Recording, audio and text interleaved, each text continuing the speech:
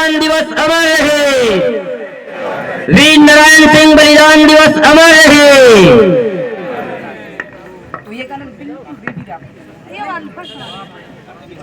आप सभी मातृशक्ति, पितृशक्ति, युवा शक्ति, युवती शक्ति, इस गांव के ठाकुर देव खेदाई समस्त री डोंगर के पेन पुरखा सभी को सादर सादर सेवा जोहार।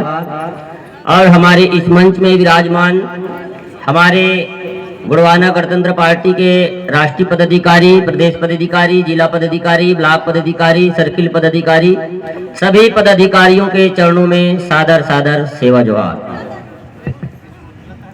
अभी पॉम्पलेट पढ़ने का समय नहीं है। मैं अधिकतर ये भी देखता हूं कि मंचों में पॉम्पलेट को पढ़ा जाता है। पॉम्पलेट पढ़ने में कुछ नहीं होगा। हम यहाँ अपने विचार रखने के लिए आए हैं, तो विचार रखने का पॉम्पलेट पढ़ने में टाइम वेस्ट ना किया जाए। आज जिस स्थिति में वीर नारायण सिंह जी ने 1857 में क्रांति की थी, वही स्थिति आज की वर्तमान स्थिति बन चुकी है। आज जिस स्थिति में बिरसा मुंडा ने क्रांति की थी, वही स्थिति आज की वर्तमान स्थिति बन चुकी है। कोई अंतर नहीं है पहले की स्थिति और आज की वर्तमान स्थिति में। पहले भी पूंजीवादी, सामंतवादी शासन करते थे और आज भी पूंजीवादी और सामंतवादी शासन कर रहे हैं। आपको लगता है कि बीजेपी और कांग्रेस की गवर्नमेंट है कह के, लेकिन मुझे नहीं लगता। मैं अपने अध्ययन में ये पाया हूं, क्योंकि बीजेपी और कांग्रेस की गवर्नमेंट यहाँ नहीं है। वो तो राजनीतिक बनिहार है। पैसा के लिए, स्वार्थ के लिए, अपने परिवार की जीवन पालने के लिए वो काम करते हैं, पूंजीवादी और सामंतवादी लोगों के लिए। आज हमको अपनी अस्मिता की और अपने संवैधानिक अधिकार की, अपनी पहचान की लड़ाई लड़ने की आवश्यकता है। आज आप जिस संस्कृति की बात कर रहे हैं, जिस नृत्य की बात कर रहे हैं, कर्मा ददरिया, जिस भाषा की बात कर रहे हैं, गोंडी भाषा, जिस पहचान की बात कर रहे हैं, गोंडियन पहचान, और जिस स्थान की बात कर रहे हैं, गोंडवाना लैंड, आज उस स्थान की मूल पहचान खतरे में है। आज इस देश को, जिसको गोंडवाना लैंड के नाम से जाना जाता था, कोयामुरी द्वीप के, शिरडी सिंगार द्वीप के नाम से जाना जाता था, इसकी पहचान मिटाने के लिए हिंदू राष्ट्र बनाने की सामने वाले पूंजीवादी की षड्यंत्र है। अब इस सब को लड़ना है, हमको इस सब पे विजय हासिल करना है, तो हमको सत्ता में आनी होगी। दादा मरकाम की जो 40 वर्ष की संघर्ष और 40 वर्ष की उसकी जीवन को आप अध्ययन करेंगे, तो आप उसमें यही पाएंगे कि उन्होंने अपनी अस्मिता की लड़ाई और अपनी हमारी समाज की लड़ाई को लड़ा। समाज के लिए उन्होंने राजनीति किया है, समाज में राजनीति नहीं किया है। अपने अधिकार के लिए, अपने समुदाय, अपने वर्ग के अधिकार के लिए, अपने मिट्टी की पहचान के लिए उन्होंने अधिकार लड़ाई लड़ी। आज हालांकि लोगों को लगता है कि गोंडवाना गणतंत्र पार्टी राजनीति करती है। उस समय भी दादा मरकाम के ऊपर, गोंडवाना गणतंत्र पार्टी के सिपाहियों के ऊपर कई प्रकार से लांछन लगाते रहे ये बीजेपी, कांग्रेस, कि ये लोग समाज में राजनीति करते हैं। लेकिन आज आप देखेंगे दादा मरकाम की 40 वर्षों की संघर्ष को, तो पाएंगे कि जो वीर नारायण सिंह जी की बलिदान दिवस को आप मना रहे हो, दुर्गावती के नाम को आप जान रहे हो, बिरसा मुंडा की पहचान को आप, उनकी क्रांति की बात कर रहे हो। आज चाहे सर्व आदिवासी, चाहे गोंडवाना गौड़ महासभा, चाहे कई सामाजिक संगठन हो, ये सब बिरसा मुंडा को जाने, दुर्गावती को जाने, वीर नारायण सिंह को जाने, टांटा भील को जाने, गुंडा ध्रुव को जाने, वो दादा मरकाम की 40 साल की संघर्ष की नतीजा है। आज दादा मरकाम 40 वर्षों तक आपकी समाज में रह करके आपके अधिकार के लिए, आपके इतिहास के लिए, आपकी परंपरा के लिए, आपकी संवैधानिक अधिकार के लिए उन्होंने अपने जीवन को कुर्बान नहीं किया होता, तो शायद हम इस मंच में आज बोल नहीं पाते। और सुनील सिंह तराम जी, मोतीराम कंगाली जी तो हमारी इतिहास में हमारी इस गोंडवाना समग्र क्रांति आंदोलन की शहीदों के लिस्ट में है ही, लेकिन इस गोंडवाना समग्र क्रांति आंदोलन की शहीदों के लिस्ट में एक बहुत बड़े हस्ती थे जो बेनामी की जिंदगी जीते रहा इस समग्र क्रांति आंदोलन की मंचों में। आज उनको ऐसा कोई व्यक्ति नहीं है जो नहीं जानता होगा। हमारे राष्ट्रीय विधि सलाहकार परम सम्माननीय दादा शरद सिदार जी, जिसको कोई नहीं जानते, ऐसा इस भारत में कहीं नहीं है कि उसको कोई नहीं जानता, लेकिन उन्होंने पर्दा के पीछे रह करके लोगों को कानूनों की बात, उनके हक अधिकार की बात, एक आंदोलन की रणनीति को एक कहे जाए गोंडवाना समग्र क्रांति आंदोलन में अगर कोई एक विशेष और सटीक रणनीतिकार थे तो दादा शरद सिदार थे। आज जिसके बदौलत मैं उनके अधिकतर करीब में रहा हूं, उनको पढ़ा हूं, हर लोग अधिकतर उनको कह देते कि ये दरुआ मंधा पीने खाने वाले लोग, लेकिन जो उसके पास रणनीति था, उनके पास जो दिमाग था आंदोलन के लिए, चाहे चुनाव रणनीति के लिए, समाज को जोड़ने के लिए, वह दिमाग आज किसी के पास नहीं है। तो आज हमको ऐसे पुरोधा और ऐसे हमारे समग्र क्रांति आंदोलन के शहीदों को और उनकी जीवनी को पढ़ने की आवश्यकता है। हमने बिरसा मुंडा, भीमनारायण सिंह जी और दुर्गावती की संघर्षों को, उनकी क्रांति को हमने पढ़ा है, लेकिन दादा मरकाम की क्रांति को, शरद सिदार जी के क्रांति को, दादा मोतीराम कंगाली जी के क्रांति को और उनकी संघर्षों को हमने अपने जीवन में देखे हैं। जिस संघर्ष को हमने अपने जीवन में देखे हैं, उस संघर्ष की बात को हम नहीं करते, और जिस संघर्ष को, जिस क्रांति को हमने बुक में पढ़े हैं, और वो भी किसके लिखे हुए को पढ़े हैं, बावन बनिया लोगों के लिखे हुए इतिहास को पढ़े हैं, उनके बारे में हम जिक्र करते हैं, और जिसको हमने अपने जीवन में देखे हैं उनके बारे में हमको कोई चिंता नहीं है। आज हमको हमारी अधिकार के लिए, मैं हर मंच में दादा मरकाम एक शब्द बोलता था, गोंडवाना के राजकुमारी, राजकुमार, राजा और महाराजा, राजा और रानियां बोलते थे। हमने इसके बारे में मैं अपने अध्ययन में पाया, मैं अपने विचार, अपने अध्ययन को रखने के लिए आया हूँ। किताब में जो पढ़ा ये बात नहीं है, जो मैं अपने जीवन में गोंडवाना समग्र क्रांति आंदोलन को पढ़ा, अध्ययन किया, और इस गोंडवाना समग्र क्रांति आंदोलन में काम कर रहे हमारे योद्धाओं की जीवन गाथाओं की, जीवन क्रांति को, जीवन संघर्ष को पढ़ा मैं। उस संघर्ष को आपके सामने में मैं बताने के लिए आया हूँ। दादा मरकाम हमेशा कहते थे कि राजा रानी, राजकुमार, राजकुमारियां। तो क्या हम पहले हमारे पूर्वज राजा महाराजा थे, 258 रियासत में राजपाट चलाए थे, तो क्या दादा मरकाम हमको राजा महाराजा या राजकुमारी, राजकुमार कहते थे क्या?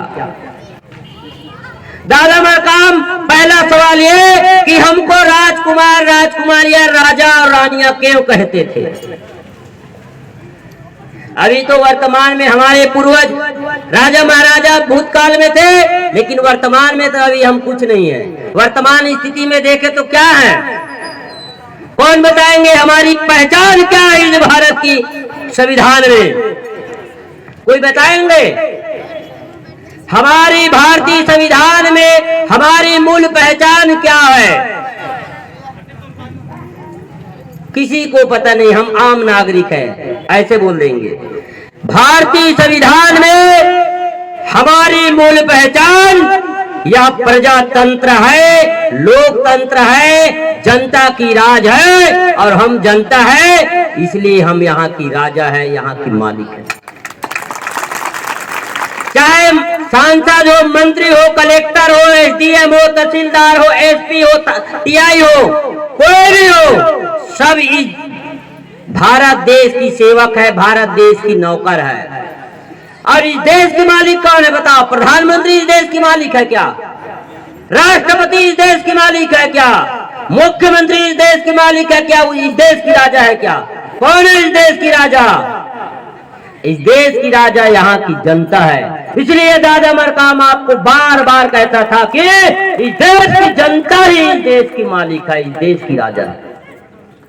आज हम आपको समझ नहीं आते होंगे, आप कोई भी शासकीय सेवक हो, सबको तनख्वाह मिलती है तो आपकी जेब से तनख्वाह मिलती है। उसकी तनख्वाह देने वाला प्रधानमंत्री, राष्ट्रपति, राज्यपाल, कलेक्टर, एसपी नहीं है। सबको तनख्वाह देने वाले आप हो, इस देश की जनता हो। इसलिए दादा मरकाम आपको राजा और रानी, राजकुमार और राजकुमारियां कहते हैं। आज इस देश की उल्टा देखने की नहीं, जो उल्टा चश्मा हो गया, तारक मेहता की उल्टा चश्मा हो गया है। क्या हो गया उल्टा चश्मा? नौकरशाही तंत्र कि नौकरशाही तंत्र आज इस देश में, इस देश की नौकर आज इस देश की मालिक समझने लगे हैं अपने आप को। क्यों? क्योंकि इस देश की मालिक अपने औकात को भूल गए हैं, इसलिए उस देश की नौकर इस देश की मालिक समझने लगे हैं। इसलिए आपको अपने औकात दिखानी पड़ेगी। आपको अपनी औकात दिखानी है तो अपने अधिकार को जानना होगा, अपने आप को जानना होगा। आज आप कोई भी दफ्तर में जाएंगे, चाहे न्यायालय भी क्यों ना हो, वहां आपके लिए बैठने के लिए सामने में बकायदा बेंच लगे हुए होते हैं। लेकिन हमारे लोग दरवाजे से डरते डरते जाते हैं। पहला देश मैं ऐसे देखा हूं, भारत देश, जहां इस देश की मालिक नौका से डरते हैं। ऐसा हो गई है सोच जो ऐसा चीज है जो आपको गरीब बना सकती है, अमीर बना सकती है, कमजोर बना सकती है, शक्तिशाली बना सकती है। तो वह क्या है? सोच। और वह क्या है? विचार। जिस व्यक्ति की वैचारिक रूप से वह गरीब है तो वह जिंदगी में कभी अमीर नहीं बन सकता, शक्तिशाली नहीं बन सकता। इसलिए दादा मरकाम ने गुरवाना आंदोलन चला करके आपके विचारों को जगाने का काम किया। किसी को 1 रुपए नहीं लिया, आपको आपके अधिकार और आपके विचार और आपकी स्वाभिमान को जगाने के लिए दादा मरकाम ने 40 साल तक अपने जीवन को दिया। और गुरवाना समग्र क्रांति आंदोलन के चलते चलते वो हमारे बीच में रहते हुए शहीद हो गए। ऐसे शहीद आपको कहीं नहीं मिलेगा। बिरसा मुंडा ने 25 साल के जीवन में संघर्ष किया, लेकिन बिरसा ब्रिगेड वाले बिरसा मुंडा के बारे में बहुत चढ़ाते बढ़ाते बोलते हैं, लेकिन उन्होंने इनको ये पढ़ना चाहिए, दादा मरकाम की 40 साल की संघर्ष को पढ़ना चाहिए। अगर दादा मरकाम की 40 वर्षों की संघर्ष को पढ़ेगा तो मैं ये दावा के साथ कहता हूं कि वो दुनिया की सभी क्रांतिकारियों को भूल जाएगा। ये मैं बढ़ा चढ़ा करके नहीं बोल रहा हूँ, अतिशयोक्ति अलंकार लगा के नहीं बोल रहा हूँ। हमने अपने जीवन में जिसको देखा है, जिसको पढ़ा है और जिसके साथ कदम से कदम मिला के चला है, उनकी बात आज हम करने आए हैं। कहते नहीं गुरवाना जो न आस्तिक है न नास्तिक है, वास्तविकता की बात करता है। तो आज हम जिसको वास्तविक रूप से अपने नजर के सामने में देखें, जिसके साथ कदम से कदम मिला करके चले हैं, उस वास्तविकता की बात करने आए हैं आप लोगों के बीच।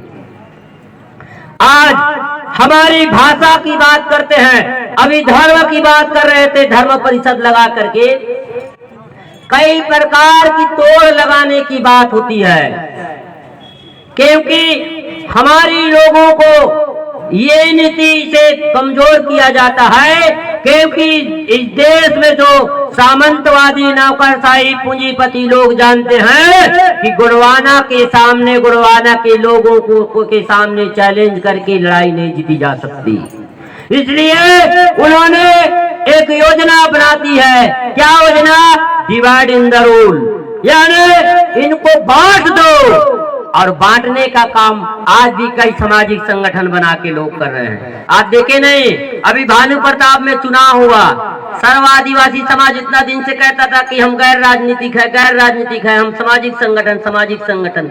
ऐसे इधर एमपी में वो जयस कहता है कि गैर राजनीतिक, गैर राजनीतिक। आप गैर राजनीतिक हो आपका संगठन राजनीतिक है, तो आप एमपी और एमएलए बनने की जिज्ञासा क्यों करते भाई? वोट क्यों देते हैं?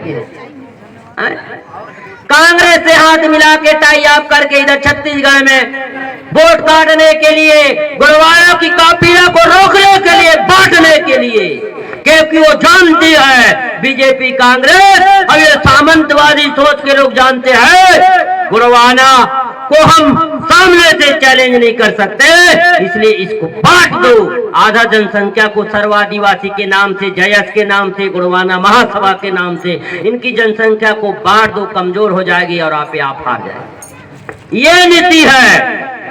आज की वर्तमान स्थिति में हर लोग कहते हैं कि सामाजिक संगठन वाले गैर राजनीतिक। मैं तो ये कहता हूँ, ये सामाजिक संस्था वाले आप लोगों का काम तो बेटी रोटी तक तो रहना चाहिए। आज ये नहीं लोग हमारी गुड़वाना गणतंत्र पार्टी को कमजोर करने के लिए हम राजनीतिक बात नहीं करेंगे, सामाजिक बात करेंगे कहते हैं, और जब राजनीति बात आती है तो वही लोग टिकट लेके चुनाव लड़ने के लिए खड़े हो जाते हैं। आप लोगों को ये सोच होना चाहिए, इंडियन जो कॉन्स्टिट्यूशन है, भारतीय संविधान है, चाहे एसपी हो, चाहे कलेक्टर हो, चाहे गुरुजी हो, चाहे हवलदार हो, चाहे चपरासी हो, चाहे मुख्यमंत्री, प्रधानमंत्री, चाहे कोई व्यक्ति हो, भारत में जो भी व्यक्ति है वह हर व्यक्ति राजनीति है। उनको राजनीति अपनी लीडर चुनने की अधिकार है, वोट डालने की अधिकार है। मैं तो ये कहता हूँ, यहाँ की आतंकवादी को वोट के डालने के लिए रोकते हैं तो उनको गैर कानूनी कहते हैं, नक्सलवादी को वोट डालने के लिए रोकते हैं, लोगों को कहते हैं। तो ऐसे सामाजिक संस्था जो गैर राजनीति कहते हैं ना, इनको भी लगा के नक्सल एक्ट लगा के अंदर कर देना चाहिए। गैर राजनीतिक कहना, भारत में रह करके अपने आप को गैर राजनीतिक कहना, या भारतीय संविधान की पॉलिटिकल एक्ट की उल्लंघन है। उनको अपने लीडर चुनने का अधिकार है, वोट देने का अधिकार है, और जिस व्यक्ति को वोट देने का अधिकार है वह व्यक्ति गैर राजनीति नहीं हो सकता, वह राजनीतिक है। इस प्रकार से हमारे लोगों को बरगलाया जाता है, भरमाया जाता है, बहलाया जाता है, फुसलाया जाता है।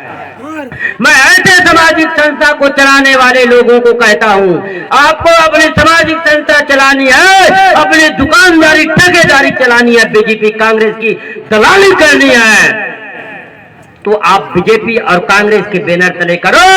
सामाजिक मुंहखटा लगा करके समाज के लोगों को बरगाने का काम मत करो।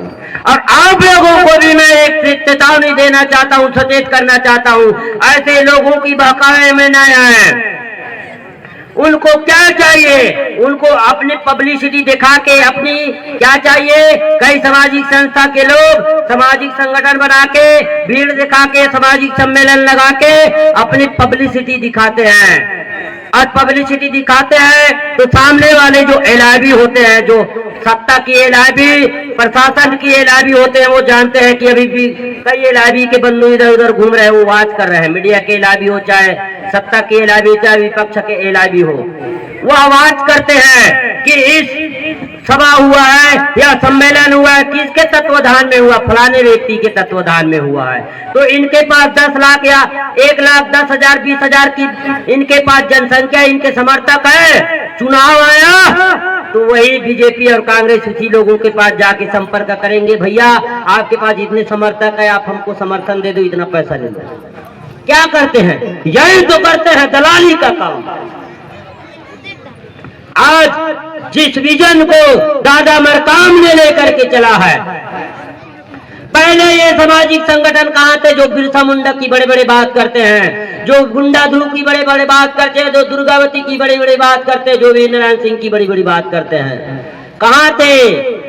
पहला अगर इन्हीं को किसी ने समाज के बीच लाया है तो वो दादा मरकाम है। दादा मरकाम की गुड़वाना मिशन, गुड़वाना आंदोलन की बदौलत इन क्रांतिकारियों पे जो इतिहास के पन्नों में गुमनामी की जिंदगी जी रहे थे, उनको समाज के सामने लाया और लोगों को बताया।